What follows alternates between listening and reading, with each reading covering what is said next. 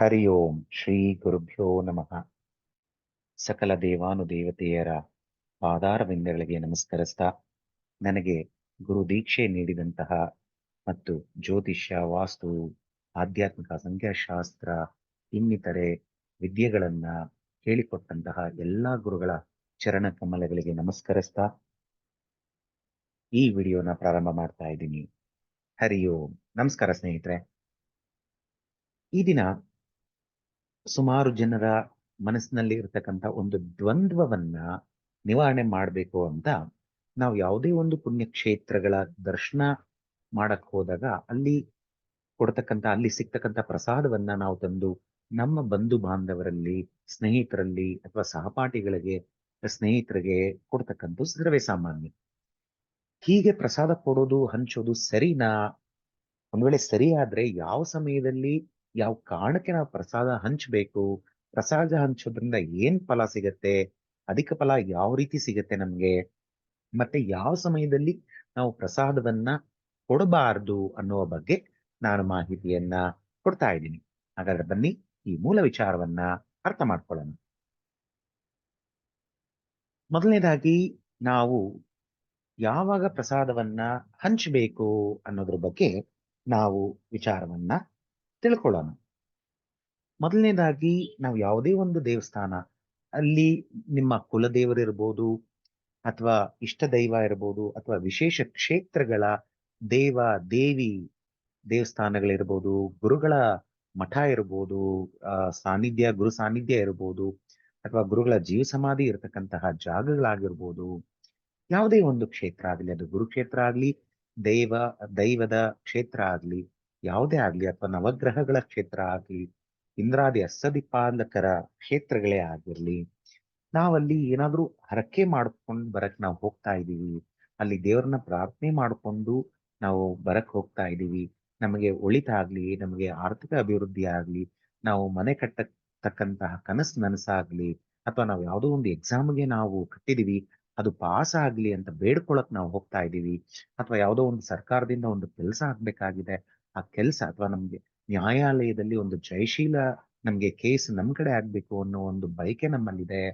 ಈ ರೀತಿ ನಾನಾ ರೀತಿಯ ಬೈಕಿಗಳು ನೀವು ಯಾವಾಗ ಮನಸ್ಸಿನಲ್ಲಿ ಇಟ್ಕೊಂಡು ಆ ಒಂದು ಸಂಕಲ್ಪದಿಂದ ನೀವು ದೇವಸ್ಥಾನಕ್ಕೆ ಹೋಗ್ತೀರಾ, ಅಲ್ಲಿ ದೇವರನ್ನ, ನಿಮ್ಮ ಸಂಕಲ್ಪವನ್ನ ಅಲ್ಲಿ ಸಮರ್ಪಣೆ ಮಾಡಿ, ಭಗವಂತನನ್ನ ಪ್ರಾರ್ಥನೆ ಮಾಡಿ, ಆ ದೇವಸ್ಥಾನದಲ್ಲಿ ಅವರು ಕೊಡ್ತಕ್ಕಂತಹ ಪ್ರಸಾದವನ್ನ, ಅಲ್ಲಿ ಲಾಡು ಪ್ರಸಾದ ಆಗಿರ್ಬೋದು, ಇನ್ನಿತರ ಪ್ರಸಾದ ಆಗಿರ್ಬೋದು, ಮಂತ್ರಾಲಯದ ಪರಿಮಳ ಪ್ರಸಾದ ಆಗಿರ್ಬೋದು, ಪಂಚಕಜ್ಜಾಯದ ಪ್ರಸಾದ ಆಗಿರ್ಬೋದು, ಧರ್ಮಸ್ಥಳದ್ದು ಅಥವಾ ಕೊಬ್ಬರಿ ಮಿಠಾಯಿ ಪ್ರಸಾದ ಆಗಿರ್ಬೋದು, ಈ ರೀತಿ ಯಾವುದೇ ವಿವಿಧವಾದ ಆ ಕ್ಷೇತ್ರದಲ್ಲಿ ಯಾವ ಪ್ರಸಾದ ಸಿಗತ್ತೆ, ಕಡೆ ಪಕ್ಷ ಕಲ್ಸಕ್ಕರೆ ಅಥವಾ ಡ್ರೈ ಫ್ರೂಟ್ಸ್ ಆದ್ರೂ ಸಹ ಅದು ಪ್ರಸಾದವಾಗಿ ನಾವು ಪರಿಗಣಿಸ್ತೀವಿ. ಅಲ್ಲಿ ಸಿಗ್ತಕ್ಕಂಥ ಮಂತ್ರಾಕ್ಷತೆ ಇರ್ಬೋದು, ಕುಂಕುಮ ಇರ್ಬೋದು, ಯಾವುದೇ ಒಂದು ಆ ಕುಂಕುಮ ಆಗ್ಲಿ, ಅಲ್ಲಿ ಕೊಡ್ತಕ್ಕಂತಹ ಕಲ್ಸಕ್ಕರೆ ಆಗ್ಲಿ, ಪಂಚಕಜ್ಜಾಯ ಪ್ರಸಾದ ಆಗ್ಲಿ, ಲಾಡು ಆಗ್ಲಿ, ಅಥವಾ ಬೂಂದಿ ಆಗ್ಲಿ, ಅಥವಾ ಪರಿಮಳ ಪ್ರಸಾದ ಆಗ್ಲಿ, ಯಾವುದೇ ಒಂದು ಪ್ರಸಾದವನ್ನ ತಾವು ತಂದು ನಿಮ್ಮ ಬಂಧು ಬಾಂಧವರಿಗೆ ಹಂಚಬೇಕು. ನಿಮ್ಮ ಹರಕೆ ಸ್ವಲ್ಪ ಸ್ಪೀಡ್ ಆಗಿ ಕೆಲಸ ಮಾಡಕ್ ಶುರುವಾಗತ್ತೆ. ನೀವು ಹರಕೆ ಮಾಡ್ಕೊಂಡಿದ್ದೀವಿ, ಇದು ಒಂದು ರಹಸ್ಯ. ಇದು ನೀವು ಏನೇ ಒಂದು ಹರಕೆ ಮಾಡ್ಕೊಂಡಿದ್ದಾಗ ಆ ಹರಕೆ ನಿಮಗೆ ಬೇಗ ಫಲದಾಯಕ ಆಗ್ಬೇಕು ಅಂದ್ರೆ, ಯಾವ ದೇವಸ್ಥಾನಕ್ಕೆ ನೀವು ಕೆಲವು ಸರಿ ಏನಾಗುತ್ತೆ, ಇದ್ದ ಜಾಗದಲ್ಲಿ ಈಗ 100 ಕಿಲೋಮೀಟರ್ ಆಚೆ ಇರ್ತಕ್ಕಂಥ ದೇವಸ್ಥಾನಗಳಿಗೆ ನೀವು ಹರಕೆ ಮಾಡ್ಕೊಳ್ತೀರಿ. ಬಟ್ ಅಂತ ಸಮಯದಲ್ಲಿ ನೀವು ಪ್ರಸಾದನ ತಂದು ಹಂಚ್ಲಿಕ್ಕೆ ಆಗಲ್ಲ. ಬಟ್ ಪರವಾಗಿಲ್ಲ, ಆದ್ರೆ ನೆಕ್ಸ್ಟ್ ಟೈಮ್ ಹೋದಾಗ, ಆದ್ರೆ ಹರಕೆ ತೀರ್ಸಕ್ ಹೋದಾಗ ಪ್ರಸಾದ ತಂದು ಹಂಚಬಾರ್ದು. ನಾನು ನೆಕ್ಸ್ಟ್ ಇದರಲ್ಲಿ ನಾನು ತಿಳಿಸ್ಕೊಡ್ತೀನಿ. ಇಲ್ಲಿ ನೀವು ನಿಮ್ಗೆ ಒಳಿತಾಗ್ಲಿ, ಅಭಿವೃದ್ಧಿ ಆಗ್ಲಿ, ಕೆಲಸ ಸಿಗ್ಲಿ, ಅಥವಾ ಮದುವೆ ಆಗ್ಲಿ, ಅಥವಾ ಮಕ್ಕಳಾಗ್ಲಿ ಅಂತ ನೀವು ಏನು ಹರಕೆ ಮಾಡ್ಕೊಳಕ್ ಹೋಗ್ತೀರಾ, ಅಂತ ಸಮಯದಲ್ಲಿ ಸಾಕಷ್ಟು ಜನಕ್ಕೆ, ಎಷ್ಟು ಜನಕ್ಕೆ ನೀವು ಪ್ರಸಾದ ಹಂಚ್ತೀರೋ ಅಷ್ಟು ನಿಮಗೆ ಭಗವಂತನ ಅನುಗ್ರಹ. ಯಾಕೆಂದ್ರೆ ನಿಮಗೆ ಒಂದು ಕೆಲಸ ಆಗಿಲ್ಲ, ಅಂಥದ್ರಲ್ಲಿ ನೀವು ಬೇರೆಯವ್ರಿಗೆ ಭಗವಂತನ ಪ್ರಸಾದವನ್ನ ನೀವು ಹಂಚ್ತಾ ಇದ್ದೀರಾ ಅಂತಂದಾಗ ಭಗವಂತನ ಒಂದು ಆ ಅಧಿಕವಾದಂತಹ ಒಂದು ಕರುಣೆ ನಿಮ್ಮ ಮೇಲೆ ಬೀರತ್ತೆ ಸ್ನೇಹಿತರೆ. ಅದು ಗುರುಗಳಾಗಿರ್ಬೋದು, ಅಥವಾ ದೇವ ಆಗಿರ್ಬೋದು, ದೇವಿ ಆಗಿರ್ಬೋದು, ಆ ಒಂದು ವಿಶೇಷ ಅನುಗ್ರಹ ಕರುಣೆ ನಿಮ್ಮ ಮೇಲೆ ಬೀರತ್ತೆ. ಇದು ಮೊದಲನೇದಾಗಿ. ಎರಡನೇದು, ನಿಮ್ಗೆ ಏನಕ್ಕೂ ದಾರಿ ತೋರಿಸ್ತಾ ಇಲ್ಲ, ಆ ಆ, ಆ, ಏನೋ ಎಲ್ಲ ಕಟ್ಟಾಗ್ದಂಗ್ ಆಗ್ಬಿಟ್ಟಿದೆ, ಅಂತ ಸಮಯದಲ್ಲಿ ನಿಮ್ಮ ಕುಲದೇವರ ದೇವಸ್ಥಾನಕ್ಕೆ ಹೋದ್ರು ಸರಿನೇ, ಅಥವಾ ನಿಮ್ ಮನಸ್ಸಿಗೆ ಯಾವ ದೇವಸ್ಥಾನ ಅಂತ ಬರುತ್ತೆ, ಅದು ತಿರುಪತಿ ಆಗಿರ್ಬೋದು, ಅಥವಾ ಆ ಆ, ಕಾಣಿಪಾಕಂ ಗಣಪತಿ ಆಗಿರ್ಬೋದು, ಉಡುಪಿ ಆಗಿರ್ಬೋದು, ಮುರುಡೇಶ್ವರ ಆಗಿರ್ಬೋದು, ಅಥವಾ ಧರ್ಮಸ್ಥಳ, ಹೊರನಾಡು, ಕುಕ್ಕೆ ಸುಬ್ರಹ್ಮಣ್ಯ, ಅಥವಾ ಇನ್ನಿತರೆ ಗಾಣಗಾಪುರ ಆಗಿರ್ಬೋದು, ಕೊಲ್ಲಾಪುರ ಮಹಾಲಕ್ಷ್ಮಿ, ಪಂಡ್ರಾಪುರ, ಶಿರ್ಡಿ ಆಗಿರ್ಬೋದು, ಅಥವಾ ಕಾಶಿ ಕಡೆ ಬದ್ರಿ, ಕೇದಾರ, ವೈಷ್ಣವ ದೇವಿ ಆಗಿರ್ಬೋದು, ಇಲ್ಲಿ ಸೌತ್ ಇಂಡಿಯಾನಲ್ಲಿ ಪಳನಿ ದೇವಸ್ಥಾನ ಆಗಿರ್ಬೋದು, ಅಥವಾ ಅನಂತ ಪದ್ಮನಾಭ ದೇವಸ್ಥಾನ ಆಗಿರ್ಬೋದು, ಅಥವಾ ರಾಮೇಶ್ವರ ದೇವಸ್ಥಾನ ಆಗಿರ್ಬೋದು, ಅಥವಾ ಇನ್ನಿತರೆ ದೇವಸ್ಥಾನಗಳಾಗಿರ್ಬೋದು. ನೀವು ಯಾವುದೇ ಒಂದು ದೇವಸ್ಥಾನಕ್ಕೆ ಹೋದಾಗ ನೀವೇನು ನಿಮಗೆ ಕಷ್ಟ ಕಾರ್ಪಣ್ಯಗಳನ್ನ ನೀವು ಬಗೆಹರಿಸಿ ಅಂತ ನೀವು ಕೇಳ್ಕೊಳ್ತೀರಾ, ಅನ್ ಅಂತ ಸಮಯದಲ್ಲಿ ನೀವು ಆ ಪ್ರಸಾದವನ್ನ ತಂದು ಹಂಚಿದಾಗ ಏನಾಗತ್ತೆ, ಆ ಭಗವಂತನ ವಿಶೇಷ ಅನುಗ್ರಹ ನಿಮಗಾಗತ್ತೆ. ಯಾಕೆಂದ್ರೆ ನೀವು 16 ಜನಕ್ಕೆ ಭಗವಂತನ ಪ್ರಸಾದ ತಲುಪಿಸಿದಂತ ಪುಣ್ಯ ನಿಮಗೆ ಸಿಕ್ಕಿದಾಗ ನಿಮಗ್ ಬಂದಿರತಕ್ಕಂತಹ ಕಷ್ಟಗಳು ಕರಗಕ್ಕೆ ಸ್ಟಾರ್ಟ್ ಆಗತ್ತೆ. ಗೊತ್ತಾಯ್ತಲ್ಲ ಸ್ನೇಹಿತರೆ? ಇನ್ನು ನೀವು ಕಷ್ಟಗಳಿದ್ದಾಗ ದೇವರ ದರ್ಶನ ಮಾಡಕ್ ಹೋಗ್ಬೇಕು ಅಂದ್ರೆ ದೇವರನ್ನ ಯಾವ ರೀತಿ ದರ್ಶನ ಮಾಡಬೇಕು ಅಂತ ನಾನು ಇನ್ನೊಂದು ವಿಡಿಯೋನಲ್ಲಿ ಆಲ್ರೆಡಿ ನಾನು ತಿಳಿಸಿದ್ದೀನಿ. ನೀವು ಆ ವಿಡಿಯೋ ನೋಡಿಲ್ಲ ಅಂದ್ರೆ ದಯವಿಟ್ಟು ಆ ವಿಡಿಯೋನ ನೋಡಿ. ದೇವರ ದರ್ಶನವನ್ನ ನಾವು ಯಾವ ರೀತಿ ಮಾಡಬೇಕು, ನಿಮ್ಗೆ ಕಷ್ಟ ನಿವಾರಣೆ ಆಗ್ಬೇಕು ಅಂದಾಗ, ಅಭಿವೃದ್ಧಿ ಆಗ್ಬೇಕು ಅಂದಾಗ ಯಾವ ರೀತಿ ದರ್ಶನ ಮಾಡ್ಬೇಕು ಅನ್ನೋದನ್ನ ನಾನು ಆ ವಿಡಿಯೋನಲ್ಲಿ ತಿಳಿಸ್ಕೊಟ್ಟಿದ್ದೀನಿ. ಇನ್ನು ನಿಮಗೆ ಎಲ್ಲಾ ತರವಾಗೂ ಅನುಕೂಲ ಇದೆ, ನಿಮ್ಗೆ ಯಾವುದೇ ಒಂದು ಬೇಡಿಕೆ ಇಲ್ಲ, ನಿಮ್ಮ ಮನಸ್ಸು ಸಂತೋಷ ಇದ್ದಾಗ, ನೋಡಿ ಸ್ನೇಹಿತರೆ, ಇದನ್ನ ನಾನು ಒತ್ತಿ ಒತ್ತಿ ಹೇಳ್ತಾ ಇದ್ದೀನಿ. ನಿಮ್ಮ ಮನಸ್ಸು ಯಾವುದೋ ಒಂದು ನಿಮಗೆ ಸಕ್ಸಸ್ ಸಿಕ್ಬಿಟ್ಟಿರತ್ತೆ, ನಿಮಗೆ ಮನಸ್ಸು ಸಂತೋಷ ಆಗಿರತ್ತೆ, ನೀವು ಹರಕೆ ತೀರಿಸ್ತಾ ಇದ್ದೀರಾ ಅಂತ ಹೇಳ್ತಿಲ್ಲ, ನಿಮ್ಗೆ ಯಾವುದೋ ಒಂದು ಏನು ಹರಕೆ ಮಾಡ್ಕೊಂಡಿಲ್ಲ ಆದ್ರೂ ನಿಮ್ಗೆ ಒಂದು ಭಗವಂತನ ಒಂದು ಅನುಗ್ರಹ ಆಗಿ ನೀವು ಅನ್ಎಕ್ಸ್ಪೆಕ್ಟೆಡ್ ನಿಮ್ಗೆ ಕೆಲ್ಸಗಳಾಗ್ಬಿಟ್ಟಿರತ್ತೆ, ನಿರೀಕ್ಷಣೆ ಇರಲ್ಲ ಅಂತ ಕೆಲ್ಸಗಳಾಗಿರತ್ತೆ, ನಿಮ್ಗೆ ಒಂಥರ ಆನಂದ, ಮನಸ್ಸು ತುಂಬಾನೇ ಆನಂದದಾಯಕವಾಗಿರತ್ತೆ.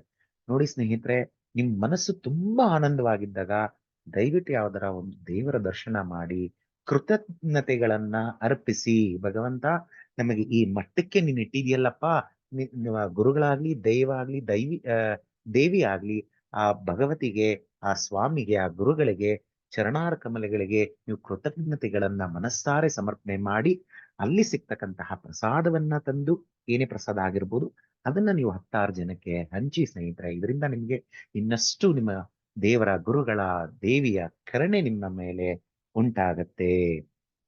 ಇನ್ನು ಕೆಲವು ಸಮಯಗಳಿದೆ, ಏನಪ್ಪಾ ಅಂತಂದ್ರೆ, ಯಾವ್ದಾದ್ರೂ ಒಂದು ಮಹತ್ತರವಾದ ನಮಗೆ ಕೆಲಸ ಆಗ್ಬೇಕು ಅನ್ನುವಂತಹ ಸಮಯಗಳಲ್ಲಿ ಯಾವ್ದಾದ್ರೂ ದೇವಸ್ಥಾನಗಳಿಗೆ ಹೋಗಿ ಇಲ್ಲಿ ಈ ಮಹತ್ತರವಾದಂತಹ ಕೆಲಸಗಳಾಗ್ಬೇಕು ಅಂತಂದಾಗ ನಾನು ಇಲ್ಲಿ 3 ದೇವಸ್ಥಾನಗಳ ಉಲ್ಲೇಖ ನಾನು ಮಾಡ್ತಾ ಇದ್ದೀನಿ. ಒಂದು ಕಾಣಿಪಾಕಂ ಗಣಪತಿ ದೇವಸ್ಥಾನ, ಎರಡನೇದು ತಿರುಪತಿ, ಮೂರನೇದು ಧರ್ಮಸ್ಥಳ.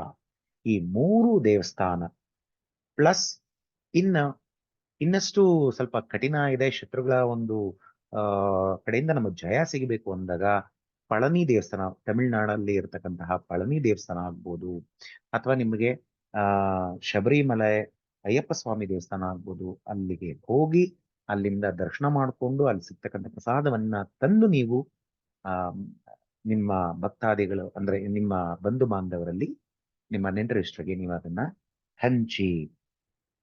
ಇನ್ನು ಯಾವುದೋ ಒಂದು ಸಂದರ್ಭದಲ್ಲಿ ನಿಮಗೆ ಒಂದು ವಿಶೇಷವಾದಂತಹ ಒಂದು ಕ್ಷೇತ್ರದ ಬಗ್ಗೆ ನಿಮ್ಮ ಮಾಹಿತಿ ಸಿಗುತ್ತೆ ಅಂದ್ರೆ, ನಿಮ್ಮ ಹುಟ್ಟಿನಿಂದ ನೀವು ಈಗಿನವರೆಗೂ ನೀವು ಆ ದೇವಸ್ಥಾನಕ್ಕೆ ಹೋಗಿಲ್ಲ, ಬರೀ ಕೇಳಿದ್ರಿ, ನಿಮ್ಮ ಒಂದು ಭೇಟಿ ಆ ದೇವಸ್ಥಾನಕ್ಕೆ ಪ್ರಪ್ರಥಮವಾಗಿ ಆಗ್ತಾ ಇದೆ. ಉದಾಹರಣೆಗೆ ಕಾಶಿ ಕಡೆ ಆ ಮೋಸ್ಟ್ ಆಫ್ ದ ಟೈಮ್ ಯಾರು ಹೋಗಿರಲ್ಲ, ಕಾಶಿಗೆ ನೀವು ಮೊದಲನೇ ಸರಿ ಹೋಗ್ತಿದ್ದೀರಾ ಅಂತ ಅಂದಾಗ, ನೋಡಿ ಸ್ನೇಹಿತರೆ, ಇಲ್ಲಿ ಪ್ರಮುಖವಾಗಿ ಏನಪ್ಪಾ ಅಂತಂದ್ರೆ, ಯಾವುದೇ ಒಂದು ದೇವಸ್ಥಾನ ಮೊದಲನೇ ಸರಿ ನೀವು ಭೇಟಿ ಮಾಡ್ತಿದ್ದೀರಾ ಅಂದಾಗ ಅಲ್ಲಿ ನೀವು ಯಾವುದೇ ಒಂದು ಹರಕೆ ಮಾಡ್ಕೊಳ್ಳೋ ಅವಶ್ಯಕತೆ ಬರಲ್ಲ.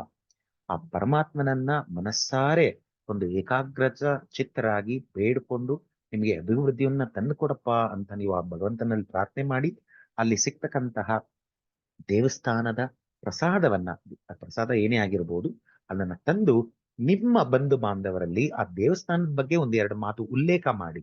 ಈ ದೇವಸ್ಥಾನ ಇದು ನಾನು ಫಸ್ಟ್ ಟೈಮ್ ನಾನು ಹೋಗಿದ್ದೆ, ಅಲ್ಲಿ ಆ ರೀತಿ ಇದೆ, ಅಥವಾ ಅದು ನಿಮ್ಗೆ ರೀಸೆಂಟ್ ಆಗಿ ಗೊತ್ತಾಗಿರ್ತಕ್ಕಂತಹ ದೇವಸ್ಥಾನ ಆಗಿರ್ಬೋದು, ಅದು ತುಂಬಾ ಹಳೆಯ ಶತಮಾನಗಳಿಂದ ಇರುವಂತ ದೇವಸ್ಥಾನ ಆದ್ರೆ ಬೆಳಕಕ್ಕೆ ಬಂದಿರಲಿಲ್ಲ, ನಿಮಗೆ ಯಾರೋ ಮುಖಾಂತರ ನಿಮಗೆ ಗೊತ್ತಾಗಿದೆ, ಅದನ್ನ ಆ ದೇವಸ್ಥಾನಗಳ ಬಗ್ಗೆ ನೀವು 10-6 ಜನಕ್ಕೆ ತಿಳಿಸಿದಾಗ ಅವರು ದರ್ಶನ ಮಾಡಕ್ ಹೋಗ್ತಾರಲ್ಲ, ಆ ಪುಣ್ಯ ನಿಮಗ್ ಬರುತ್ತೆ. ಗೊತ್ತಾಯ್ತಲ್ಲ ಸ್ನೇಹಿತರೆ, ಯಾವಾಗ ಹಂಚ್ಬೇಕು ಅಂತ. ಇನ್ನು ನೀವು ಏನಾದ್ರೂ ಈಗ ಕುಟುಂಬದಲ್ಲಿ ಈಗ ನೀವು ವರ್ಷಕ್ಕೆ ಒಂದ್ಸರಿ ನೀವು ಯಾವ್ದಾನ ಒಂದು ದೇವಸ್ಥಾನಕ್ಕೆ ಹೋಗ್ಬೇಕು ಅಂತ ಅನ್ಕೊಂಡಿರ್ತೀರಾ. ಪ್ರತಿ ವರ್ಷನೂ ಹೋಗಿ ಬಂದಾಗ ನೀವು ಪ್ರಸಾದವನ್ನ ಹಂಚ್ಬೇಕು ಅಂತ ಏನಿಲ್ಲ. ಆದ್ರೆ ನೀವು ಹಂಚೋದ್ರಿಂದ ಈ ಒಂದು, ಈಗ ನಾನು ಏನ್ ಹೇಳಿದೀನಿ, ಈ ಒಂದು ನಿಯಮಗಳಿದ್ದಾಗ, ಅಂದ್ರೆ ಈ ಒಂದು ಪರಿಸ್ಥಿತಿಗಳಿದ್ದಾಗ ಅಥವಾ ಈ ಒಂದು ಕಾಲ ಸಮಯಗಳಿದ್ದಾಗ, ಜನರಲ್ ಆಗಿ, ಅಂದ್ರೆ ನೀವು ಯಾವುದೇ ಒಂದು ಉದ್ದೇಶಕ್ಕೆ ಹೋಗ್ತಿಲ್ಲ, ನಿಮ್ಮ ಒಂದು ಒಳಿತಿಗಾಗಿ ನೀವು ಒಂದು ಪ್ರಾರ್ಥನೆ ಮಾಡಿ ಭಗವಂತನ ಅನುಗ್ರಹಕ್ಕಾಗಿ ನೀವು ಪ್ರಸಾದವನ್ನ ಹಂಚಬೇಕು. ಗೊತ್ತಾಯ್ತಲ್ಲ ಸ್ನೇಹಿತರೆ. ಇನ್ ಕೆಲವರು ಏನ್ ಹೇಳ್ತಾರೆ ಅಂತಂದ್ರೆ, ನೀವು ದೇವಸ್ಥಾನಕ್ಕೆ ಹೋಗಿ ನೀವು ಪುಣ್ಯನ ನೀವು ತಗೊಂಡ್ ಬರ್ತೀರಾ, ಆ ಪುಣ್ಯನೆಲ್ಲ ನೀವು ಇನ್ನೊಬ್ರಿಗೆ ಹಂಚ್ತೀರಾ ಅಂತ. ಇದು ಈ ಜನರಲ್ ಆಗಿ ನಾವು ಮಾಡ್ತಕ್ಕಂತಹ ಒಂದು ದರ್ಶನಗಳಲ್ಲಿ ಬರೋದಿಲ್ಲ. ಇದನ್ನ ನಾನು ನೆಕ್ಸ್ಟ್ ತಿಳಿಸ್ತೀನಿ, ಯಾವಾಗ ಅದಾಗತ್ತೆ ಅನ್ನೋದನ್ನ ನಾನು ತಿಳಿಸ್ತೀನಿ. ಇಷ್ಟೊತ್ತು ನಾನು ಪ್ರಸಾದವನ್ನ ನಾವು ಹಂಚಬಹುದು ಅನ್ನೋದ್ರ ಬಗ್ಗೆ ನಾನು ಮಾತಾಡಿದ್ದೀನಿ.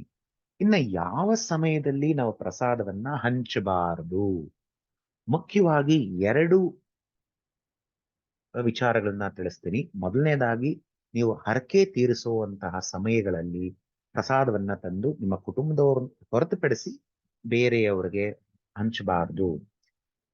ಎರಡನೇದಾಗಿ, ಯಾವುದಾದ್ರೂ ಒಂದು ದೋಷದ ಪೂಜೆಗಳು ಮಾಡಿಸಿದಾಗ, ಇನ್ನು ಸರ್ಪ ಸಂಸ್ಕಾರ ಅಥವಾ ಒಂದು ಕಾಳಸರ್ಪ ಶಾಂತಿ, ಈ ತರದ್ದು ಕೆಲವು ದೋಷಗಳ ಪೂಜೆ ಮಾಡಿಸಿದಾಗ, ಅಥವಾ ಮೋಕ್ಷ ನಾರಾಯಣ ಬಲಿ ಪೂಜೆ ಮಾಡಿಸಿದಾಗ, ಪಿಂಡ ಪ್ರದಾನಗಳ ಪೂಜೆ ಮಾಡಿಸಿದಾಗ ಆ ಆ ಕ್ಷೇತ್ರಗಳ ಪ್ರಸಾದವನ್ನ ತಂದು ಯಾರಿಗೂ ಹಂಚಬಾರದು. ಇನ್ನು ಇದನ್ನ ನಾವು ಸ್ವಲ್ಪ ಡೀಟೇಲ್ ಆಗಿ ನಾವು ನೋಡೋದಾದ್ರೆ, ಮೊದಲನೇದಾಗಿ ನಾನು ಹೇಳಿದೆ ಹರಕೆ. ನೀವು ಹರಕೆ ಮಾಡ್ಕೊಂಡಿದ್ದಾಗ, ನೀವು ಹರಕೆಯನ್ನ ತೀರ್ಸಕ್ ಹೋಗ್ಬೇಕಾದಾಗ, ಆದಷ್ಟು ನೀವು ಇನ್ನೊಬ್ರು ಕರ್ಕೊಂಡು ಹೋಗ್ತಾ ಇದ್ದಾರೆ ಅಂದಾಗ, ನೀವು ನಿಮ್ಮ ಕಡೆಯಿಂದ ಏನಾದ್ರೂ ಒಂದು ಕಾಣಿಕೆಯನ್ನ ನೀವು ಅವ್ರಿಗೆ ಕೊಟ್ರೆ ನಿಮಗೆ ಸಂಪೂರ್ಣ ಫಲಪ್ರಾಪ್ತಿ. ಯಾಕೆಂದ್ರೆ ಇನ್ನೊಬ್ರು ಕರ್ಕೊಂಡು ಹೋಗಿ ನೀವು ಹರಕೆ ತೀರಿಸಿ ಬಂದಾಗ ಏನಾಗತ್ತೆ ಅಂದ್ರೆ, ಅದರಲ್ಲಿ ಅರ್ಧ ಫಲ ಅವ್ರಿಗೆ ಹೋಗ್ಬಿಡತ್ತೆ. ಯಾರು ನಿಮ್ಮನ್ನ ದೇವಸ್ಥಾನ ಕರ್ಕೊಂಡು ಹೋಗಿರ್ತಾರೆ, ಖರ್ಚು ಮಾಡಿ ಅವ್ರಿಗೆ ಹೋಗುತ್ತೆ. ಆದ್ರಿಂದ ಅವ್ರೊಂದ್ ವೇಳೆ ಕಾರಲ್ಲಿ ಕರ್ಕೊಂಡು ಹೋಗಂಗಿದ್ರೆ, ಏನೋ ಒಂದು 500-1000 ರೂಪಾಯಿಗೆ ನೀವು ಡೀಸೆಲ್ ಹಾಕ್ಸ್ತಕ್ಕಂಥದ್ದು, ಅಥವಾ ಅದಕ್ಕೆ ಗ್ಯಾಸ್ ಹಾಕ್ಸ್ತಕ್ಕಂಥದ್ದು, ಅಥವಾ ಪೆಟ್ರೋಲ್ ಹಾಕ್ಸ್ತಕ್ಕಂಥದ್ದು, ಅಥವಾ ನೀವು ಅದನ್ನ ಒಂದು ಹಣದ ರೂಪದಲ್ಲಿ ಕೊಡೋದಕ್ಕೆ ಇಷ್ಟ ಇಲ್ಲ ಅಂತಂದ್ರೆ, ಈ ರೀತಿಯಾಗಿ ಆದ್ರೂ ನೀವು ಕೊಡಬೇಕಾಗತ್ತೆ. ಒಂದು ಕಾಣಿಕೆ ಅಂತ ನೀವು ಕೊಟ್ಟು ಆ ದೇವಸ್ಥಾನಕ್ಕೆ ಮೊದಲೇ ನೀವು ಕೊಟ್ರೆ ಅದು ಒಳ್ಳೇದು. ನೀವು ಕರ್ಕೊಂಡು ಹೋಗ್ತಿದ್ದೀರಾ, ಆದ್ರೆ ನನ್ನ ಹರಕೆ ನಂದು ಇದೆ, ಆದ್ರಿಂದ ನಾನು ಹಾಗೆ ಬರುವ ಹಾಗಿಲ್ಲ ಅಂತ ಹೇಳಿ ಅವ್ರಿಗೆ ನೀವು ಆ ಕಾಸನ್ನ ಕೊಟ್ಟು ನೀವು ಜೊತೆಗೆ ಹೋಗಿ ಅಲ್ಲಿ ಹರಕೆಯನ್ನ ತೀರಿಸಿ ಆ ಪ್ರಸಾದವನ್ನ ನೀವು ಯಾರಿಗೂ ಆ ಜೊತೆ ಕರ್ಕೊಂಡು ಹೋಗಿದ್ರು ಅವ್ರಿಗೂ ಕೊಡೋ ಹಾಗಿಲ್ಲ. ಯಾಕೆಂದ್ರೆ ಅದು ಪೂರ್ಣತೆಯ ಸಂಕೇತ. ಆ ಪರಿಪೂರ್ಣ ಆದಾಗ ಆ ಪ್ರಸಾದ ನೀವು ಮತ್ತೆ ನಿಮ್ಮ ಕುಟುಂಬದವ್ರು ಮಾತ್ರ ಸೀಮಿತವಾಗಿರಬೇಕು. ಒಂದ್ ವೇಳೆ ಹರಕೆ ತೀರಿಸ್ತಕ್ಕಂತಹ ಸಮಯದಲ್ಲಿ, ಉದಾಹರಣೆಗೆ ಮಂತ್ರಾಲಯ ಅಂತ ಇಟ್ಕೊಳ್ಳೋಣ. ಮಂತ್ರಾಲಯದಲ್ಲಿ ನೀವು ಒಂದು ಹರಕೆ ಮಾಡ್ಕೊಂಡಿರ್ತೀರಿ, ಅಲ್ಲಿ ಒಂದು ಸೇವೆ ಮಾಡಿಸ್ಬೇಕು ಅಂತನೋ, ಅಥವಾ ಅಲ್ಲಿ ಒಂದು ಪ್ರದಕ್ಷಿಣೆ ನಮಸ್ಕಾರ, ಹೆಜ್ಜೆ ನಮಸ್ಕಾರ ಹಾಕ್ಬೇಕು ಅಂತ ಹರಕೆ ಮಾಡ್ಕೊಂಡಿರ್ತೀರ. ಹಾಗಾದ್ರೆ ಮಂತ್ರಾಲಯದಲ್ಲಿ ಸಿಗ್ತಕ್ಕಂತ ಹರಕೆ ತೀರಿದ್ಮೇಲೆ ಗುರುಗಳ ದರ್ಶನ ಮಾಡಿಕೊಂಡು ನೀವು ಪರಿಮಳ ಪ್ರಸಾದವನ್ನ ತಗೊಂಡು ಮಂತ್ರಾಕ್ಷಿನ ತಗೊಂಡು ನಿಮ್ಮ ಕುಟುಂಬದವರು ಮಾತ್ರ ಅದನ್ನ ಎತ್ತಿಟ್ಕೊಳ್ಳಿ. ಇನ್ನ ಬೇರೆಯವರು ಕೊಡ್ಬೇಕು ಅನ್ನೋದು ಈ ಸಮಯದಲ್ಲಿ ಬೇಡ. ನೀವು ಹರಕೆ ತೀರಿಸಲ್ಲ ಅಂತ ಸಮಯಗಳಲ್ಲಿ ನೀವು ಹೋದಾಗ ನೀವು ಧಾರಾಳವಾಗಿ ತಂದು ಹಂಚಿ. ಆಲ್ರೆಡಿ ನಾನು ಇದ್ರ ಬಗ್ಗೆ ಆಲ್ರೆಡಿ ನಿಮಗೆ ವಿಚಾರವನ್ನ ತಿಳಿಸಿದ್ದೀನಿ. ಇನ್ನು ನಾವು ಇಷ್ಟು ದೂರ ಬಂದಿದ್ದೀವಿ, ಹತ್ರ ಇರತಕ್ಕಂಥ ಬೇರೆ ದೇವಸ್ಥಾನಗಳನ್ನ ನಾವು ನೋಡ್ಕೊಂಡು ಹೋಗೋಣ, ಅಲ್ಲಿಂದ ಗಾಣಗಾಪುರಕ್ಕೆ ಹೋಗೋಣ, ಅಥವಾ ಅಲ್ಲಿಂದ ಬೇರೆ ದೇವಸ್ಥಾನಗಳಿಗೆ ಹೋಗೋಣ. ನೀವು ಎಲ್ಲಿ ಹರಕೆ ತೀರ್ಸಕ್ ಹೋಗಿರ್ತೀರಾ, ಆ ದೇವಸ್ಥಾನದ ಪ್ರಸಾದವನ್ನ ಹೊರತುಪಡಿಸಿ ಇನ್ನ ಇತರೆ ಕ್ಷೇತ್ರಗಳ ಪ್ರಸಾದವನ್ನ ತಂದು ಧಾರಾಳವಾಗಿ ನೀವು ಹಂಚಬಹುದು. ಗೊತ್ತಾಯ್ತಲ್ಲ ಸ್ನೇಹಿತರೆ, ಯಾವಾಗ ಪ್ರಸಾದವನ್ನ ಹಂಚಬಾರದು, ಯಾಕೆಂದ್ರೆ ಈ ಒಂದು ಪರಿಪೂರ್ಣತೆಯ ಸಂಕೇತ ಇದು. ಆ ಪ್ರಸಾದವನ್ನ, ಅಲ್ಲಿ ಪ್ರಸಾದ ನಿಮ್ಗೆ ಏನೇ ಕೊಡ್ಲಿ, ನಿಮ್ಗೆ ಒಂದು ಶಲ್ಯವನ್ನ ಹೊದಿಸ್ತಾರೆ, ಅಥವಾ ನಿಮಗೆ ಒಂದು ಪ್ರಸಾದವನ್ನ ಕೊಡ್ತಾರೆ, ಪರಿಮಳ ಪ್ರಸಾದ ಆಗಿರ್ಬೋದು, ಅಥವಾ ಬೇರೆ ಕ್ಷೇತ್ರಗಳಲ್ಲಿ ಇರತಕ್ಕಂಥ ಒಂದು ಪ್ರಸಾದ ಆಗಿರ್ಬೋದು, ಅದು ನಿಮ್ಮ ಕುಟುಂಬಕ್ಕೆ ಮಾತ್ರ ಸೀಮಿತ. ಅದು ನೀವು ಕುಟುಂಬದಲ್ಲಿ ನೀವು ಬಳಸ್ಕೊಳ್ಳಿ.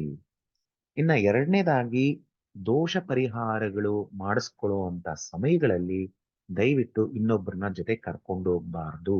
ಚೆನ್ನಾಗಿ ಇಟ್ಕೊಳ್ಳಿ ಸ್ನೇಹಿತರೆ. ಯಾಕೆ ಅಂತಂದ್ರೆ ಇದು ನೀವು ಅರಿವಿಲ್ಲದೆ ಪಾಪವನ್ನ ಕಟ್ಕೊಳ್ತೀರಾ.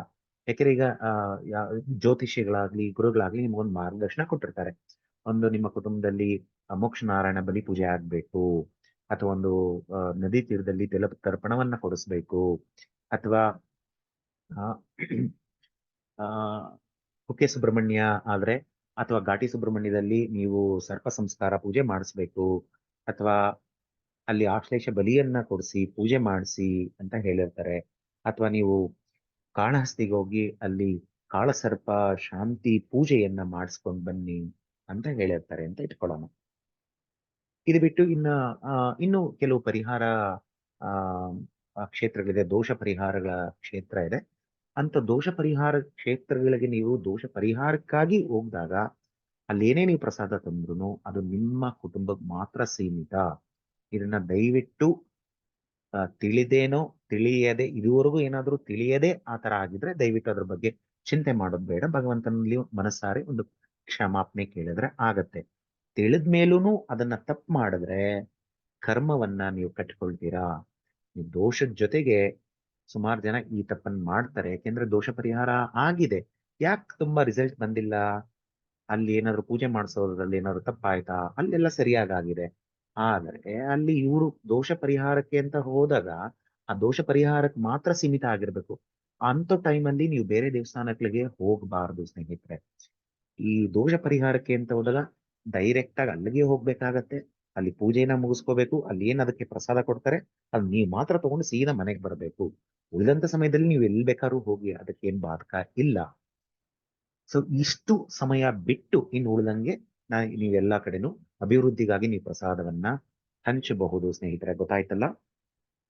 ಈಗ ಈ ರೀತಿಯಾದಂತಹ ಮಾಹಿತಿಗಳು ನಿಮ್ಗೆ ಇನ್ನೂ ಹೆಚ್ಚಿಗೆ ಬೇಕು ಅಂತಂದ್ರೆ ನಮ್ಮ ಚಾನೆಲ್ನ ನೀವು ಬ್ರೌಸ್ ಮಾಡಿದ್ರೆ ಇಲ್ಲಿ ತೋರಿಸಿರ್ತಕ್ಕಂತಹ ಈ ತರಹದ ವಿಡಿಯೋಗಳನ್ನ ನೀವು ನೋಡ್ಬೋದು, ಮಹತ್ತರವಾದಂತಹ ಮಾಹಿತಿಯನ್ನ ನೀವು ಪಡಿಬಹುದು ಅಂತ ಹೇಳ್ತಾ, ನೀವು ಹೊಸಬರಾಗಿದ್ರೆ ನಮ್ಮ ಚಾನಲ್ಗೆ ದಯವಿಟ್ಟು ಸಬ್ಸ್ಕ್ರೈಬ್ ಆಗಿ ಅಂತ ಪ್ರಾರ್ಥನೆ ರಿಕ್ವೆಸ್ಟ್ ಮಾಡ್ಕೊಳ್ತಾ, ಆ ಭಗವಂತನ ಗುರುಗಳ ಅನುಗ್ರಹ ನಿಮ್ಮೆಲ್ರಿಗೂ ಆಶೀರ್ವಾದ ಸಿಗಲಿ ಅಂತ ಪ್ರಾರ್ಥನೆ ಮಾಡ್ತಾ, ಭಗವಂತನ ಮತ್ತು ಗುರುಗಳ ಅನುಗ್ರಹ ಆಶೀರ್ವಾದ ಪ್ರಾಪ್ತಿರಸ್ತು. ಸರ್ವೇ ಜನ ಸುಖಿನೋ ಭವಂತು, ಸಮಸ್ತ ಸನ್ಮಂಗಳಾನಿ ಭವಂತು. ಹರಿ ಓಂ. ನಮಸ್ತೆ ಸ್ನೇಹಿತರೆ.